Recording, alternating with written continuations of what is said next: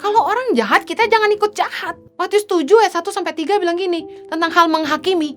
Jangan kamu menghakimi supaya kamu tidak dihakimi.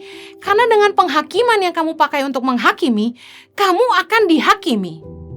Jadi kalau kita menghakimi orang lain, kita juga akan dihakimi.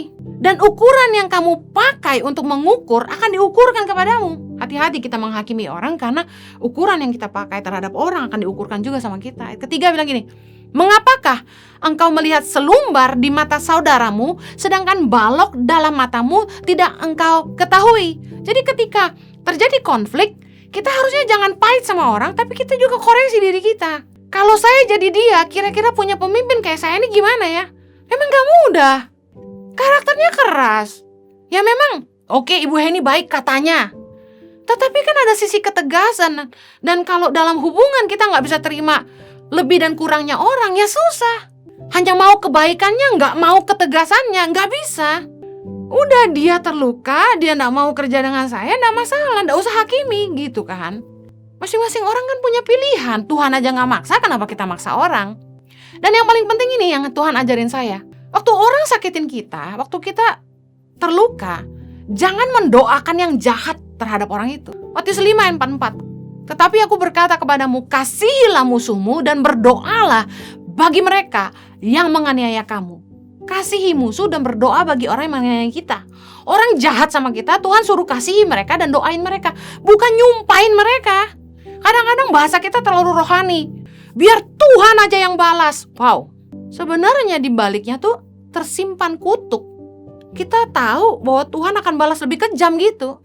Padahal waktu kita dijahatin orang, Tuhan itu tertarik untuk memperhatikan reaksi hati kita. Amsal 24 ayat 17-20.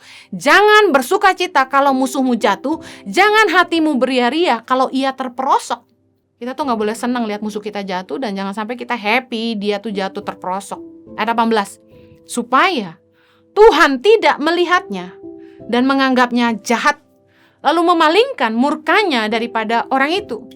Jangan menjadi marah karena orang yang berbuat jahat. Jangan iri kepada orang fasik, karena tidak ada masa depan bagi penjahat dan pelita orang fasik akan padam. Kita udah tahu bahwa masa depan orang fasik itu pelitanya padam. Orang yang jahat, masa depannya tuh firman Tuhan tahu pasti. Udah ngapain kita marah sama mereka? Mereka tanggung jawab sama Tuhan kok. Kalau kita punya 2 anak, yang satu dipukul lalu dia mengalah, kita akan bela dia. Tapi kalau dia balas mukul, ya kita diamin aja, ya lu balas. Sama jahatnya, sama nakalnya. Tuhan justru ngelihat reaksi kita ketika kita disakiti orang. Kalau kita bereaksi dengan benar, kita tetap baik sama dia, kita tetap mendoakan dia. Dengar baik, pembelaan itu datang dari Tuhan. Itu baru benar. Saya mau tutup dengan ayat ini. Jangan tinggal di masa lalu, mari mulai hiduplah yang baru. Efesus 4 ayat 21. Karena kamu telah mendengar tentang dia dan menerima pengajaran di dalam dia, menurut kebenaran yang nyata dalam Yesus, yaitu bahwa kamu berhubung dengan kehidupan kamu yang dahulu, harus menanggalkan manusia lama yang menemui kebinasaannya oleh nafsunya yang menyesatkan, supaya kamu dibaharui di dalam roh dan pikiranmu, dan mengenakan manusia baru yang telah diciptakan menurut kehendak Allah di dalam kebenaran dan kekudusan yang sesungguhnya. Mari tanggalkan masa lalu kita, tanggalkan manusia lama kita. Jangan lagi hidup di masa lalu.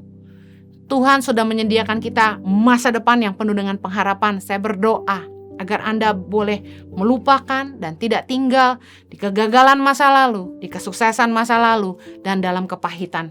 Saya berdoa Anda menang dan Tuhan memberi Anda kehidupan yang jauh lebih baik dari sebelumnya.